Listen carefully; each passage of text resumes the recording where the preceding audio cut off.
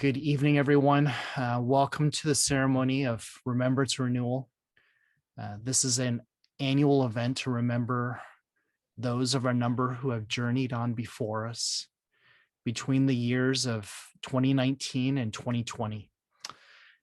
It's observed once a year by Scottish Rite Freemasonry on or near the vernal equinox, and it's a time-honored tradition dating back to 1856.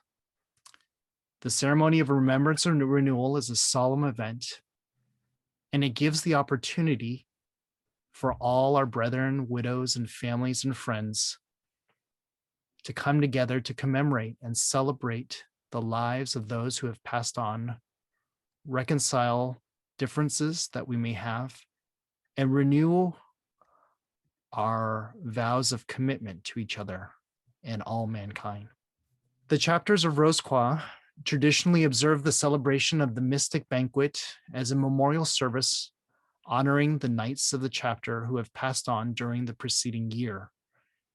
This observance strengthens the ties of brotherly love, past and present, and we meet together to break bread of fraternity, to reconcile ourselves with those we may have offended, and to drink the wine of refreshment and renewal. Thus, we celebrate the lives of our departed brethren and promise to abide by the new law, the law of love with our present brethren and all mankind. Of course, like I mentioned, we were not able to celebrate this Remembrance and Renewal last year, but we've adopted the program to be on Zoom this year. And our wise master has graciously continued on his service this year so that he can present this evening. In celebration, we commemorate the lives of all those who labored to improve mankind and were rewarded with betrayal, punishment, and death. Whether poet, religious leader, scientist, or social reformer, all who seek to elevate humankind may be considered as brethren. Masonry is duty, and its practice often fraught with personal sacrifice, requires the performance of duty for the good of humanity. Tonight's ceremonial officers of the chapter of Rose Croix are as follows: Wise Master Gary L. Stevens, Knight Commander Court of Honor, 32nd degree, Knight Commander Court of Honor, Senior Warden Hjalmar Nielsen, 32nd degree. Junior Warden Gary Schweid, 32nd degree. Orator Robert White, 32nd degree. Master of Ceremonies Chris Advincula, Jr., 32nd degree, Knight of St. Andrew. Almoner Jason Kusing, 32nd degree. Guardian the Temple Evan Brewer, 32nd degree, Knight Commander Court of Honor. Our Secretary, illustrious David R. Jolliffe, 33rd degree. And our musician tonight will be Christopher Smith, illustrious Christopher Smith, 33rd degree. Before I turn over the ceremony to our wise master, I just want to thank all those that are joining us, especially those family members of our dearly departed brethren. I also want to recognize Honorable Rich Campbell, personal representative of San Francisco Scottish Rite. Thank you for joining us. They will have a similar ceremony this coming Thursday, and those that would like to join them can do so as well. Oh, I'm sorry. Gary Schweid is our orator, and Robert White is our junior warden. I mixed those up. So in a second, we will have our ceremony continue. Wise Master, if you'll give me a second, I'll put everybody on spotlight.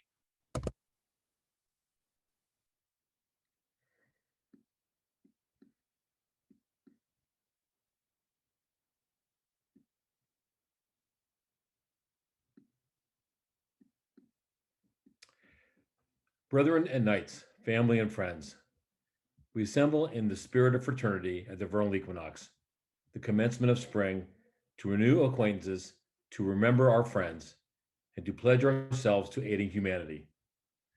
We are taught that before commencing any laudable undertaking, we should first invoke the aid of deity. Officers attendant, you will now, therefore, bow your heads with me under the sign of the Good Shepherd. Brother Orator. Great architect of the universe, source of all light and giver of all good graces, be with us now as we remember the true purpose of our fraternity. Grant us health, peace, and wisdom, that our days may be long and fruitful. Let us remember the lessons and sacrifices of those who have gone before us, so that we may, by their examples, better our own lives and those of our fellow men. To the glory of thine ineffable name. Amen. So mote it be.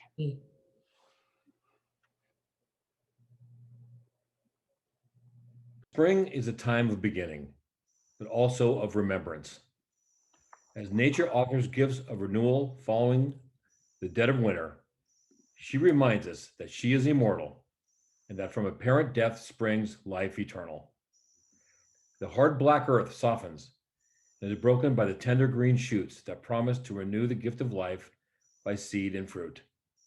By this renewal, nature offers hope that man will survive the grave, that he is in some measure immortal. For us, life continues. With whom do you stand, my brethren? Are there faces lacking from this group, which you knew in the past year? Have you laid a friend and brother to rest? On this occasion, let us celebrate the lives and commemorate the deaths of our brethren who have passed on, so that we may ever keep them with us while we live. For no man is ever truly dead as long as he lives in the hearts and memories of his friends and loved ones, and of his influences continue to act for good.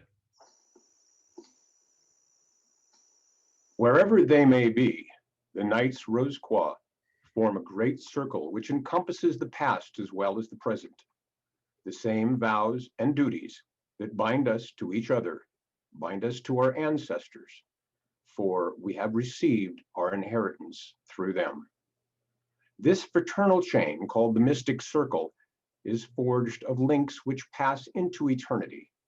It becomes our duty, therefore, to honor our brethren past as we renew our fraternal ties to our brethren present. Remember always that perfect love knows no death, and that what virtue unites, death cannot separate.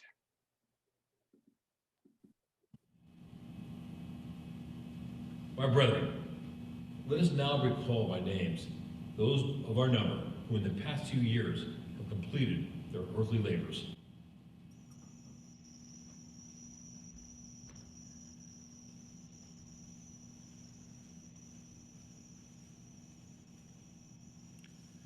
Brother Secretary, you will take up the mystic scroll and read aloud the names of our brethren and knights who are recently deceased. Brethren, attend. Recorded here, as in our hearts and memories, are the names of our honored dead. We shall miss them. Alberto T. Jacinto, David F. Adams, William A. Cason Jr., William E. Ellison, Alan L. Hotchkiss, William E. Price, Robert D. Cross, James V. Darling, Thomas G. Dietz, Jason T. Fox,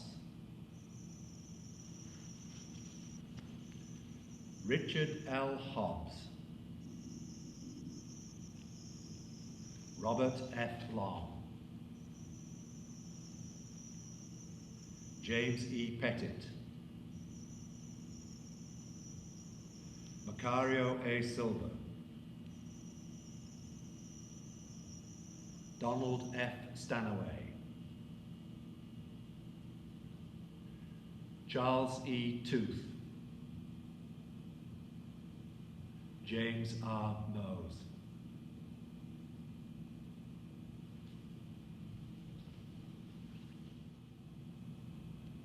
Wise Master, these our brethren and fellow knights are no more. Be not sad, my brethren and friends, but let us rejoice that these men lived, that we knew them, and that they were one with us in the mystic bond of Freemasonry. Let us celebrate their lives by making the best of their examples. So mote it be. So mote it be.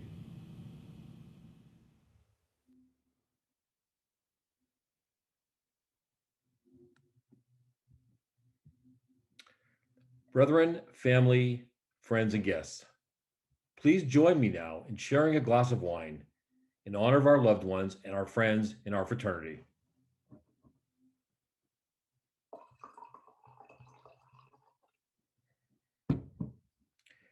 Let us remember the admonition, a new commandment I give unto you, that ye love one another.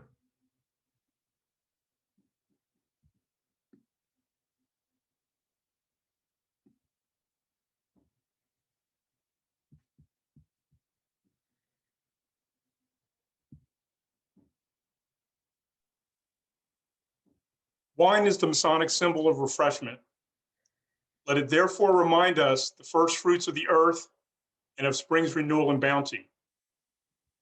The earth does not withhold her gifts from any man because of color, creed, location, or nationality. Even so, let this empty goblet in the center of the table teach us kindness and generosity with the needy, whether he is friend or stranger. In moderation, wine makes the heart glad, but in excess, it causes men to stumble and err. Let this wine also recall our first lesson in Masonry, to circumscribe our desires and keep our passions within due bounds.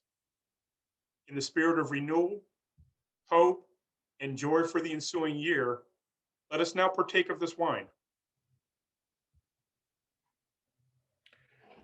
Brethren, in the spirit of renewal, hope, and joy for the ensuing year, I give to you all the fruit of the vine. I propose the first toast. To our brethren who have passed, may they live in our hearts forever. To our brethren who have passed, may they forever live in our hearts. To the Supreme Council, To the Supreme Council, to Burlingame Valley Scottish Rite,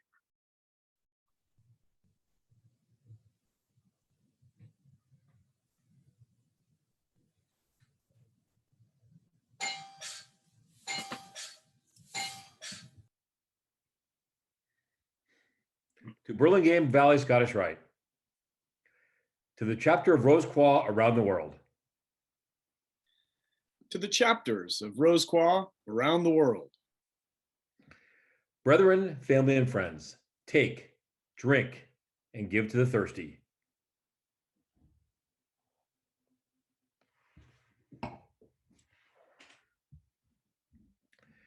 Brother officers, you will now light the tapers.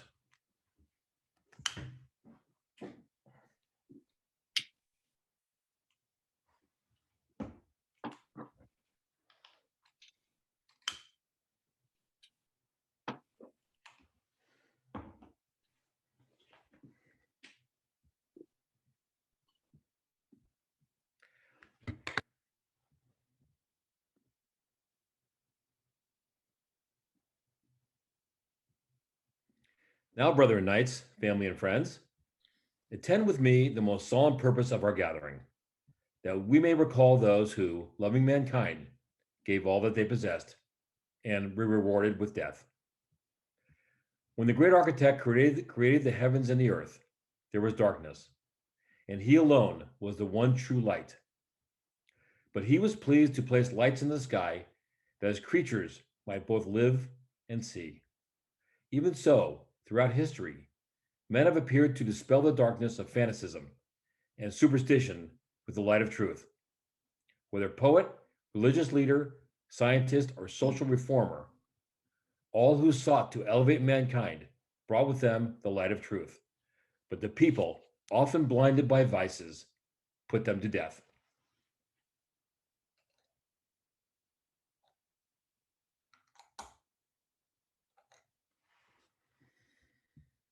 Their pure and lofty lessons were intended to ensure the happiness of mankind by proclaiming perfect equality and freedom. But the people who knew them not and put them to death.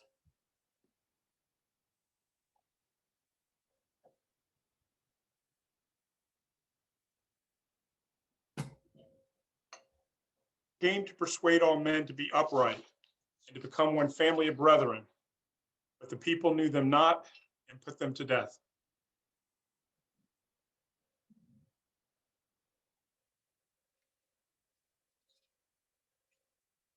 They endeavored to illuminate the mind with science, philosophy, and knowledge, but the people knew them not and put them to death.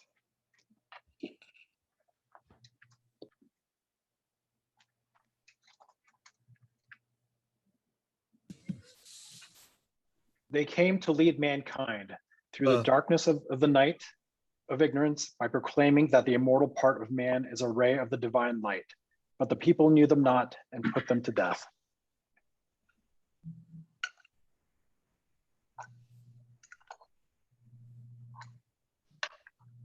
They came to teach charity and to put loving kindness in the place of greed, hatred, and persecution. But the people knew them not and put them to death.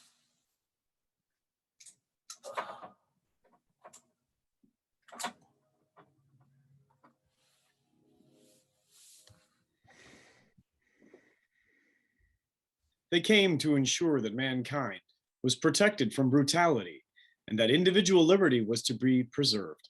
But the people knew them not and put them to death.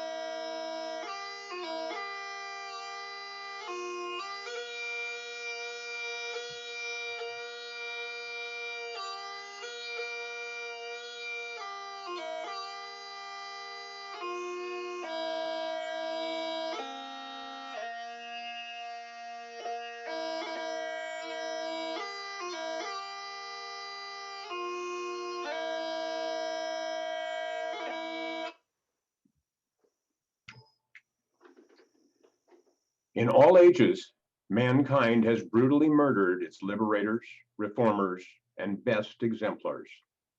To us, in this season, we need look no further than the apostle of liberty, equality, and fraternity, who was crucified 2,000 years ago for proclaiming the law of love. No greater law has been uttered than his simple words, love one another. At the very least, he was a great teacher of mankind, and whatever our private views may be beyond that, none can dispute the wisdom of the new law. The great architect mercifully hides from our vision what is to befall us in the future. We know not what tragedies await us on the morrow. For this reason, let us work while it is yet day, and let us endeavor to fulfill our duties and dispel the darkness which you see here represented. Let each of us bring light to the world by the practice of virtue, and let us labor its own sake, knowing that he who sows does not always reap. But rest satisfied, my brethren and knights, that you labor not in vain, for if one life is benefited or improved by your own, you have done well. With whom do you stand, my brethren? Are there faces in this group which you will not see next year? Will you lay a friend and brother to rest? Let us henceforth celebrate the lives of our brethren who have passed on, keeping them ever with us while we live. Remember, no man is ever truly dead as long as he lives in the hearts and memories of his friends and loved ones. And if his influences continue to act for good, so may it be with each of you. So mote it be. Brethren and knights, at the commencement of our Masonic careers, each of us knelt before an altar and asked for light. His request granted, we came to understand that light is the primary Masonic symbol because it reveals the world to us as it is. But light is more than a mere symbol, for life could not exist without it. We are taught that every man is a ray of the divine light, and that we are soldiers of the light, ever vigilant. And although the lights of liberty, equality, and fraternity have been extinguished from time to time upon the earth, yet man bears upon his breast the spark which can ignite these anew. Let there be light is both a divine command and a moral obligation. In humble commemoration of that august event, I now say, let there be light, even the light of truth.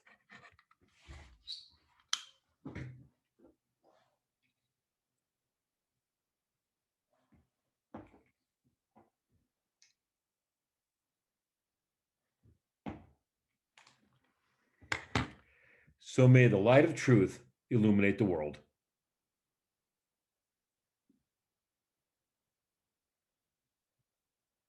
So, equality and freedom are the hearts of all who consider the just welfare of their neighbors. To deny a man these truths is to deny an instinct given by the great architect of the universe.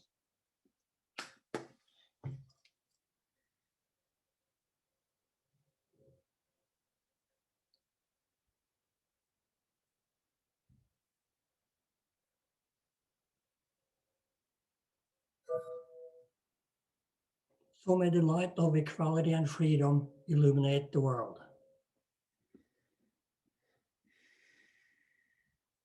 To walk uprightly in our several stations before God and man is to make us as one family of brethren. Every true man concerns himself with the welfare of both his family and of humanity.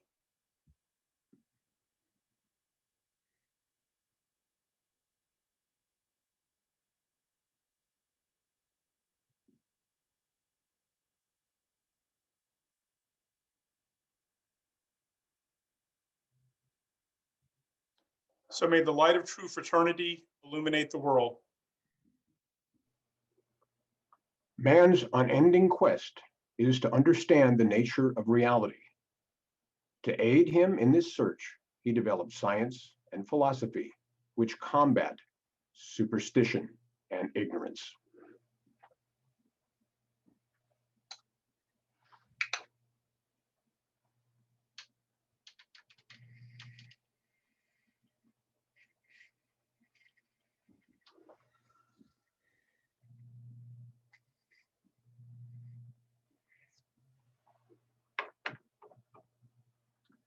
So may the light of knowledge and wisdom illuminate the world. At some time in life, all men find themselves in need to give to the less fortunate without the hope of or expectation of recompense is the practice of charity.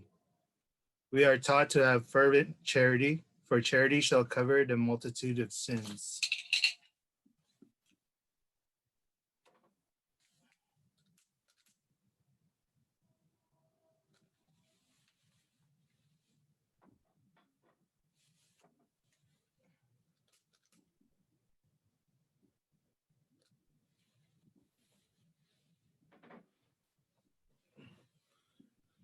So may the light of charity illuminate the world. The purpose of true initiation is self-realization. Know thyself is at once the dictum of sages and the greeting placed above the doorways of ancient temples. When we realize who and what we are, we not only seek to improve our own lives, but also the lives of others. The great teachers of every age have proclaimed that the immortal part of man is a ray of the divine light, and that we are all children of the Most High.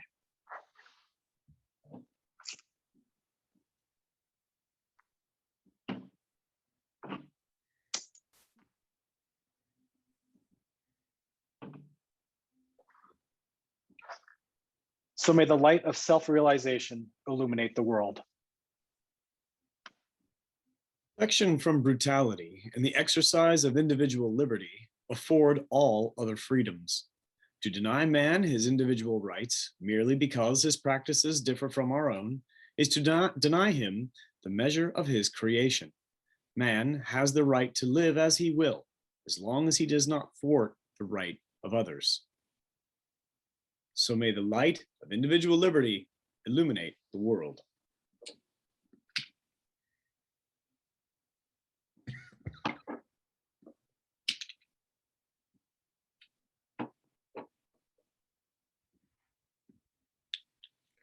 And so may the light of truth illuminate the world. Brethren and knights, family and friends, the word of life and regeneration is recovered, and the law of love lives.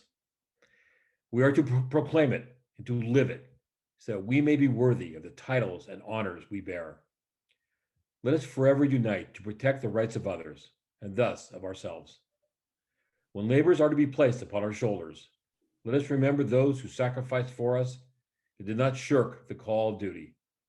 May liberty, equality, and fraternity reign supreme.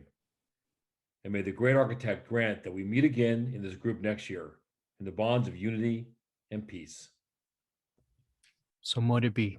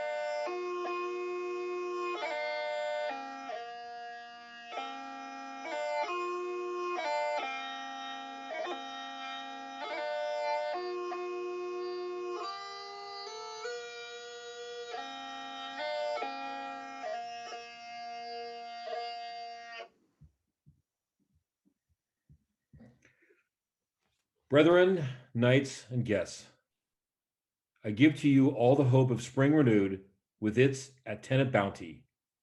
May brotherly love prevail, and may we ever be united in every social and moral virtue, cemented in the mystic and universal bonds of Masonic brotherhood.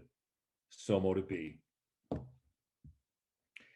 To the greater glory of Source, and that all that is, in the name and the auspices of the Supreme Council of the 33rd degree, Mother Council of the World, of the Inspectors General for the Southern Jurisdiction of the United States of America, and by virtue of the powers vested in me as Wise Master of Burlingame Chapter of Rose Croix, I declare this chapter called from labor to refreshment.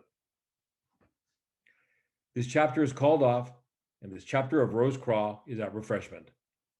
This concludes our ceremony. Brethren and friends, Go in peace.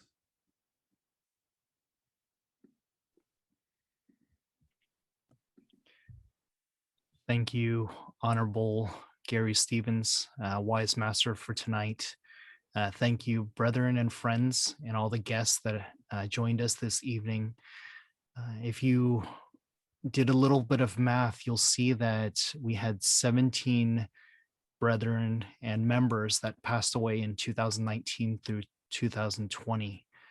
That's a lot. You know, there's a piece of the ritual this evening that mentioned that you should not forget those that you have around us. And although that we can't see each other in person, we can meet on Zoom, we can email, we can call, we can send a letter.